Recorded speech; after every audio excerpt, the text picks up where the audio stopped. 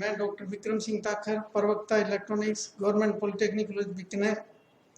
हमने पहले लेक्चर में ऑपरेशन एम्पलीफायर के डिफरेंट मोड्स का अध्ययन किया था और उन मोड्स के बेसिस पर जो बेसिक सर्किट्स थे उनका अध्ययन किया था, जिनमें सबसे पहले हमने नेगेटिव फीडबैक मोड के सर्किट्स को समझा था, जिसमें inverting amplifier, non inverting amplifier, address circuit, subtractor circuit, ये सब सर्किट्स को हमने बेसिकली समझ लिया था, इनकी वर्किंग को समझ लिया था।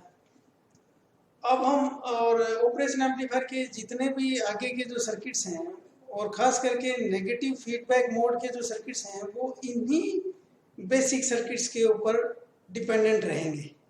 तो सबसे पहले नेगेटिव फीडबैक का जो हमारा इन्वर्टिंग एम्पलीफायर मोड है, नेगेटिव फीडबैक मोड का इन्वर्टिंग एम्पलीफायर जो सर्किट है वो हम मैथमेटिकली आज हम समझते हैं।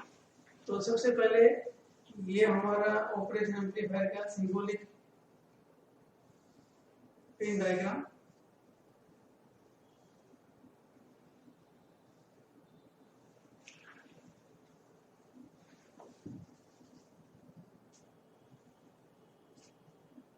Inverting terminal, non inverting terminal.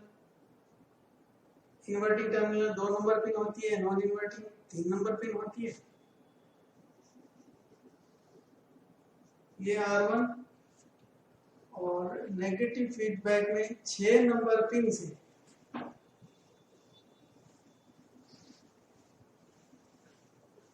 Negative feedback mode में 6 नंबर पिन से RF से होता हुआ सिग्नल जो है वो 2 नंबर पिन पर पहुंचता है। नॉन इन्वर्टिंग टर्मिनल को ग्राउंडेड रखते हैं और यहाँ पर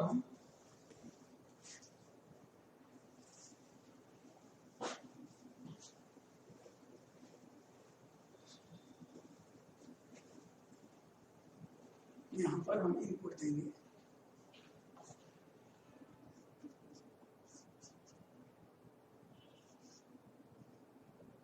और यहाँ पर हमें आउटपुट मिलता है।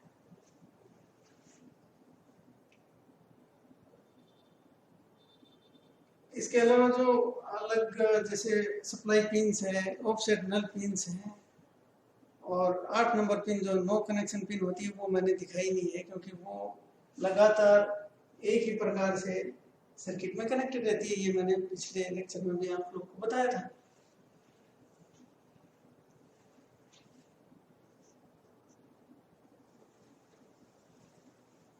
ये इन्वर्टिंग टर्मिनल का Vx वोल्टेज है, नॉन इन्वर्टिंग टर्मिनल पर वोल्टेज को हमने Vy लिया है और यहाँ पर ये जो करंट है इसको हमने I1 नाम दिया है और यहाँ पर जो करंट है उसको हमने IF नाम दिया है। और ये जैसे हमने यहाँ AC सिग्नल लिया है, चाहे तो हम इसको DC सिग्नल भी एक बार कंसीडर कर सकते हैं।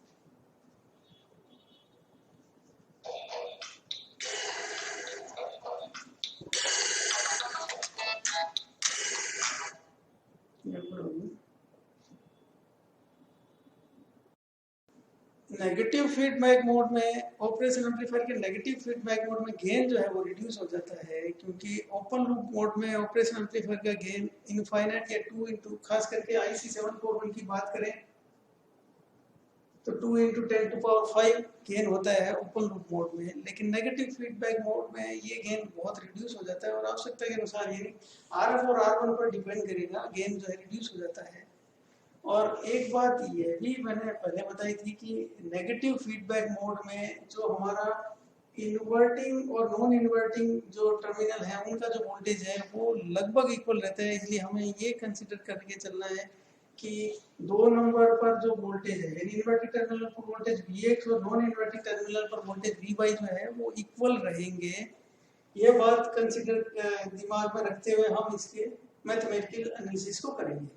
तो सबसे पहले हमारे पता है हमें कि Vy जो है वो 0 है और Vx जो है वो Vy के बराबर होगा, तो Vx = Vy = 0, ये हमारी पहली इक्वेशन है। उसके बाद में हम I1 की वैल्यू निकालेंगे। तो I1 जो है, इधर तो Vin वोल्टेज लग रहा है और इधर जो है Vx है, तो I1 जो है वो होगा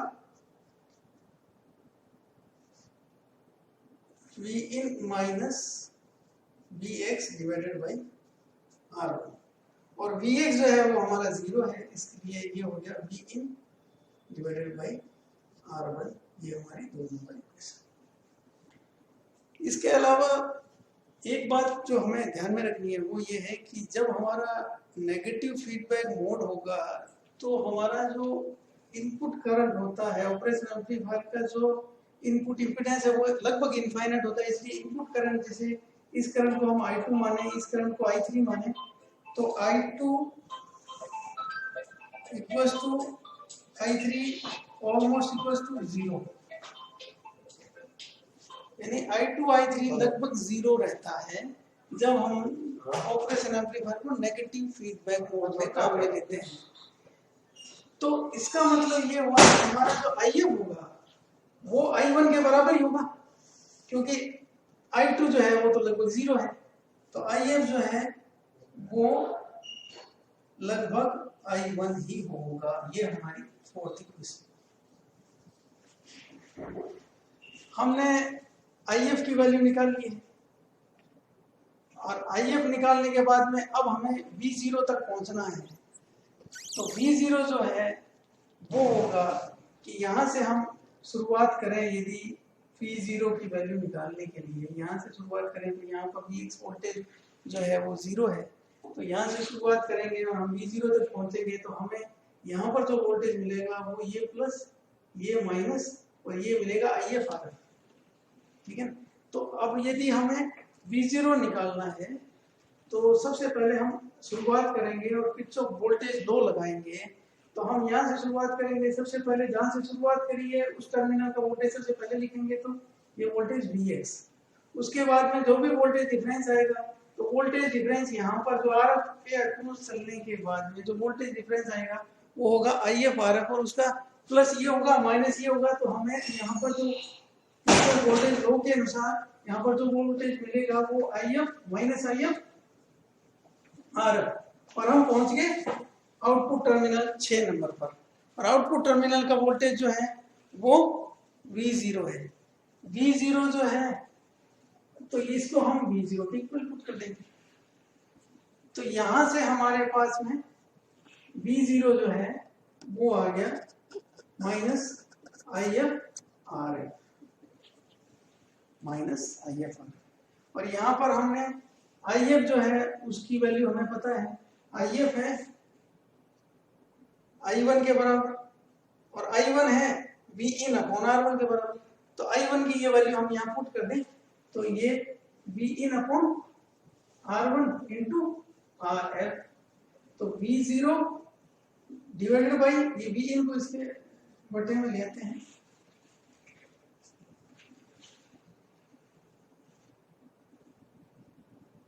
इक्वल्स टू माइनस RF और R1। इसका मतलब हमारा जो वोल्टेज गेन है AB है वो V0 और Vin equals to minus RF और R1, ये इक्वेशन नंबर 5। तो इस प्रकार से हमने इन्वर्टिंग एम्पलीफायर बनाया, ऑपरेशन एम्पलीफायर की सहायता से इन्वर्टिंग एम्पलीफायर बनाया, और उसमें हमने RF और R1 दो रेजिस्टेंसेस हमारी आवश्यकता अनुसार लेंगे, तो उसमें जो वोल्टेज का जो गेन आएगा वो माइनस RF और R1 है। तो हमने बहुत कंट्रोल कर लिया। मान लो कि RF और R1 को यदि इक्वल रखते हैं तो ये गेन जो है वो यूनिटी हो जाएगा और -1 गेन आ जाएगा, ठीक है। और RF जो है वो जिस प्रकार से RF और R1 की वैल्यू लेंगे उसी प्रकार से हमारे पास में इन्वर्टिंग एम्पलीफायर का गेन आएगा। और सिंपली यदि हम RF 10K लेते हैं और R1 जो है वो 1K लेते हैं,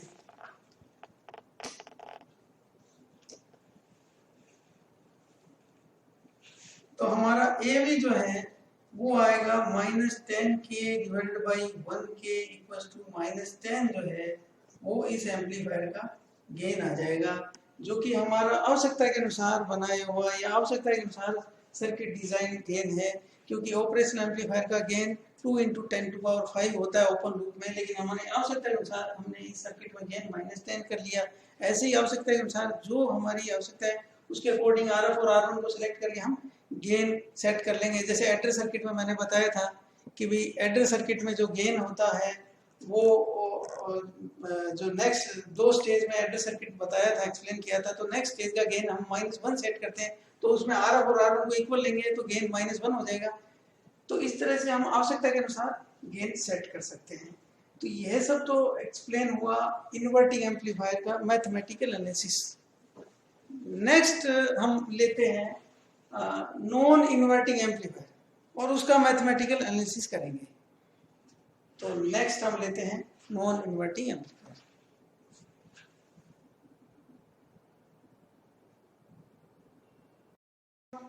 नॉन इन्वर्टिंग एम्पलीफायर, अभी हमने नेगेटिव फीडबैक मोड का इन्वर्टिंग एम्पलीफायर को समझा है। अब हम नेगेटिव फीडबैक का नॉन इन्वर्टिंग एम्पलीफायर को समझेंगे। तो नॉन इन्वर्टिंग एम्पलीफायर में जो इनपुट है वो हम नॉन इन्वर्टिंग टर्मिनल पर अप्लाई करते हैं।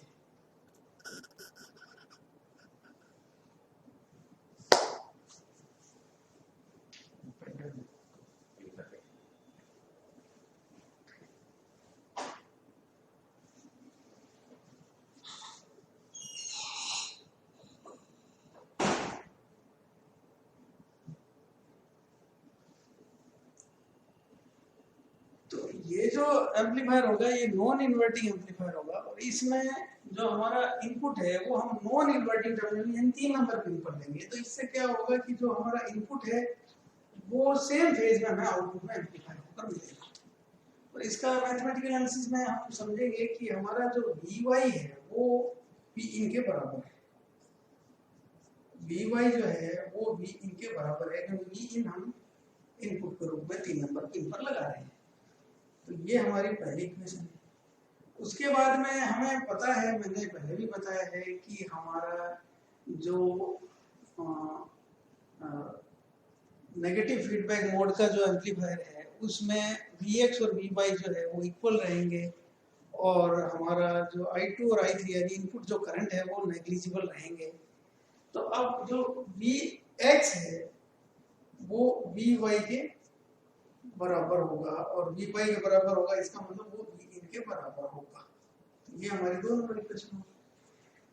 तो इस बेसिस पर यानी कि हमारा जो Vx वोल्टेज है वो हमें पता लग गया, तो अब हम I1 निकालेंगे और I1 जो है वो हमारा क्या होगा कि I1 की जो डायरेक्शन है वो पहले हमने इन्वर्टिंग एम्पलीफायर में जो डायरेक्शन दिखाई थी उसी के क्रम में ये डायरेक्शन है, लेकिन हम चाहें तो I1 को जो है इस डायरेक्शन में कर सकते हैं और हमारा जो IF है उसकी भी डायरेक्शन को हम बदल सकते हैं, क्योंकि अब जो करंट की डायरेक्शन, क्योंकि जो करंट फ्लो होगा वो हाई से लो वोल्टेज की तरफ फ्लो होगा, तो Vx जो है वो हाई होगा और नेक्स्ट जो टर्मिनल है R1 का वो ग्राउंडेड कर दिया हमने, तो I1 की डायरेक्शन को हमने रिवर्स कर दिया। I1 को इस डायरेक्शन में दिखाया और IF को इस डायरेक्शन में दिखा दिया कि IF जो इधर से आ रहा है वो इधर आ रहा है, क्योंकि I2 और I3 जो है वो तो लगभग 0 या नेग्लिजिबल होंगे। तो हमारा जो I1 होगा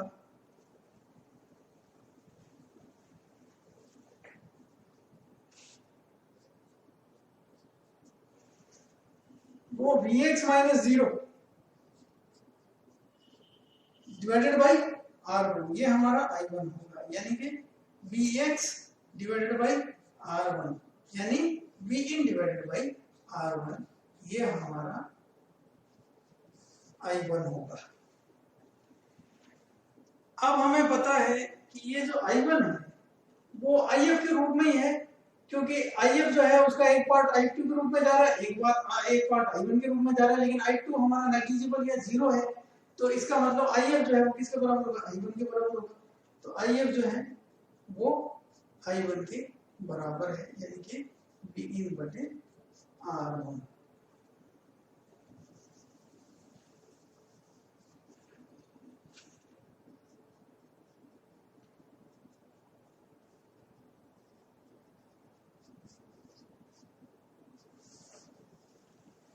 ये हमारा IF आ गया।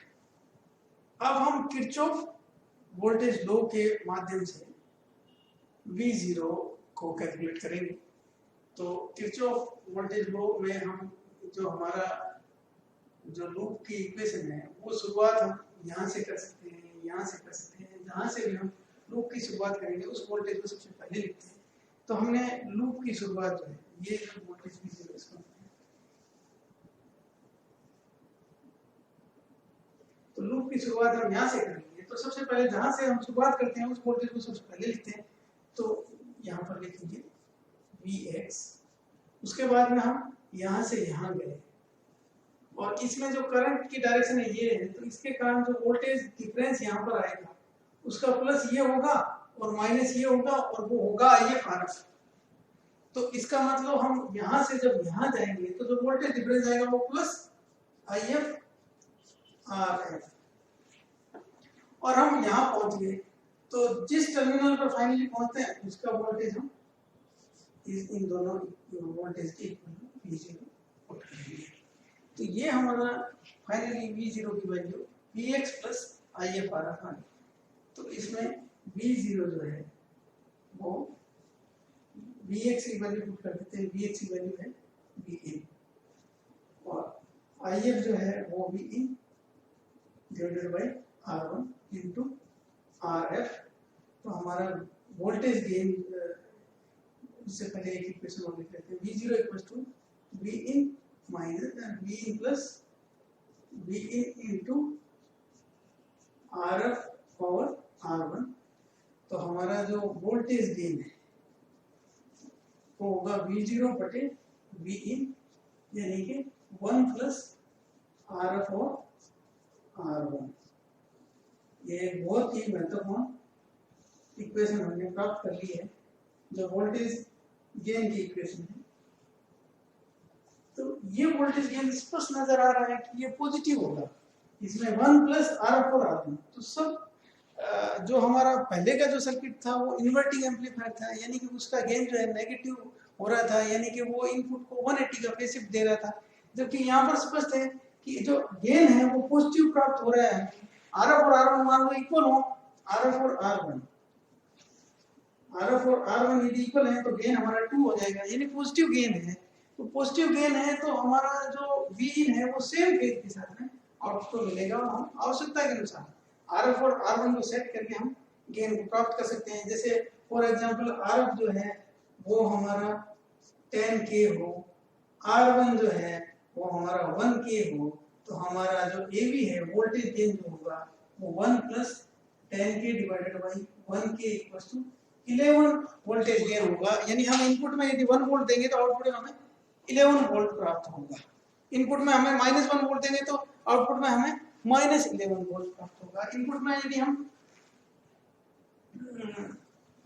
0.5 वोल्ट देंगे तो हमें 5.5 वोल्ट पॉजिटिव, या इनपुट में माइनस का देंगे तो माइनस का 5.5 आउटपुट प्राप्त होगा।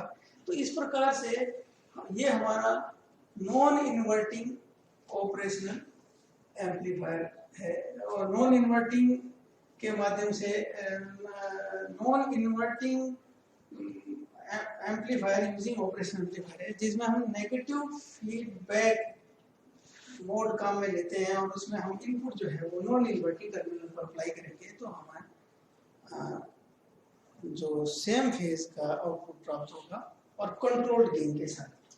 तो आज हमने इन्वर्टिंग एम्पलीफायर और नॉन इन्वर्टिंग एम्पलीफायर का मैथमेटिकल एनालिसिस किया है और इसी प्रकार से हम सबट्रैक्टर और एडर सर्किट का भी मैथमेटिकल एनालिसिस करेंगे।